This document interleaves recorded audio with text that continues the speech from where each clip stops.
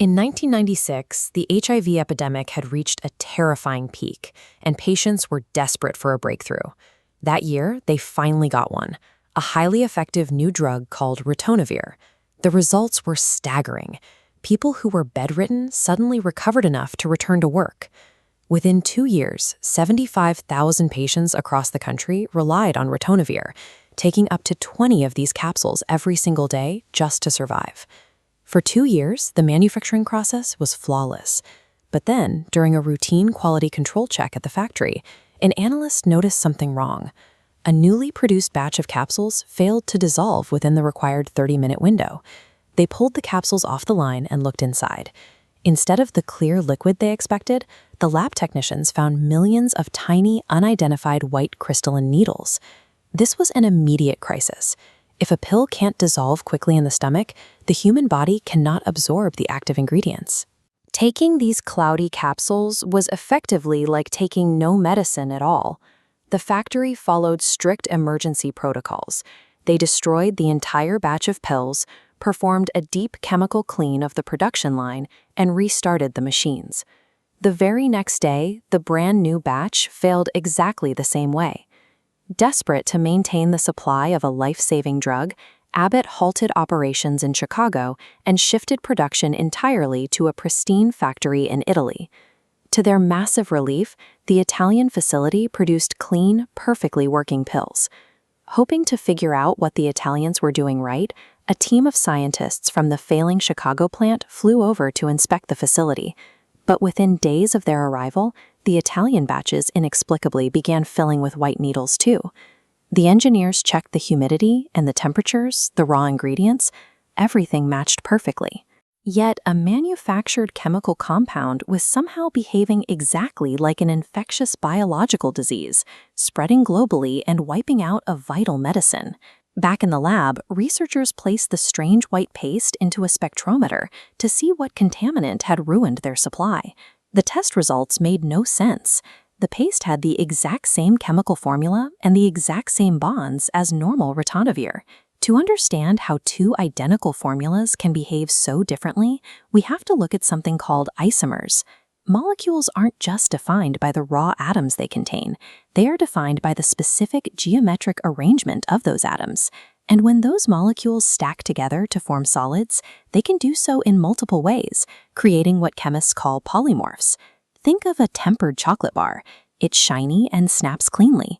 But if it gets warm, the cocoa butter molecules stack differently. The chocolate softens, dulls, and loses its structural integrity, even though the actual ingredients haven't changed at all. The spectrometer revealed that ritonavir had spontaneously discovered a new, incredibly durable way to stack its molecules together. The drug had mutated into an entirely new crystal structure, which the scientists dubbed Form 2. Form 2 ritonavir was so densely stacked and so structurally stable that normal human stomach acid simply couldn't break it apart. When chocolate loses its temper and goes dull, you can fix it. You just heat it up to melt the crystals and cool it down carefully to get the shiny form back. So why couldn't the Abbott scientists just melt and retemper their medicine? We can visualize molecular stability as a physical landscape. The original medicine, Form I, is like a ball resting in a shallow valley. It's stable enough for normal conditions, but there's a hill separating it from an even lower, deeper valley. Somewhere on the production line, the ritonavir received a tiny, unexpected kick of activation energy. That kick pushed the molecules over the hill, plummeting into a vastly more stable arrangement, Form 2. And this is the trap. The Form 2 valley is so incredibly deep that you can't easily get out of it. Applying heat or chemical processes to the trapped molecules simply isn't enough to push them back over that massive steep hill to Form I. The manufacturing line hadn't broken down, and the chemists hadn't made a mistake. Human engineering was simply losing a fight against the unyielding laws of thermodynamics. But if the energy barrier to create Form 2 is so incredibly high, how did the entire global supply chain transform in a matter of weeks? Centuries ago, during harsh winters in Northern Europe, church organists noticed terrible gray lesions appearing on their silver tin organ pipes. The solid tin was cooling and transforming into a crumbly gray polymorph, and once a single spot appeared, it spread across the pipes like an infection. Chemists call this nucleation. Once a single microscopic particle of the new form exists, it acts as a physical template, a seed crystal. That tiny seed drastically lowers the energy required for all the neighboring molecules to convert, setting off a physical chain reaction. This explained the Italian mystery. When the scientists flew from Chicago to investigate the new facility, they unknowingly carried microscopic Form 2 seed crystals on their clothes. The moment they walked onto the factory floor, they infected the pristine supply. It was a highly contagious chemical chain reaction.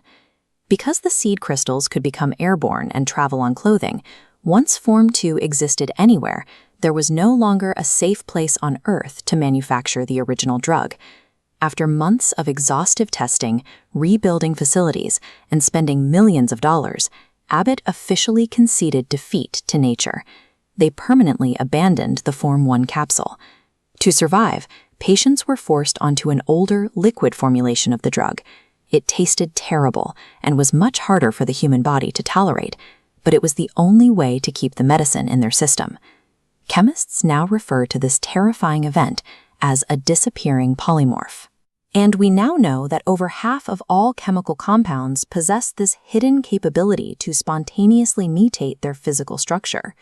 Today, pharmaceutical companies spend millions on early polymorph screening, but even these rigorous precautions are an attempt to predict the unpredictable nature of thermodynamic luck. Despite our modern science and rigid quality control, a rogue seed crystal could form entirely by chance and permanently wipe out another life-saving medicine overnight.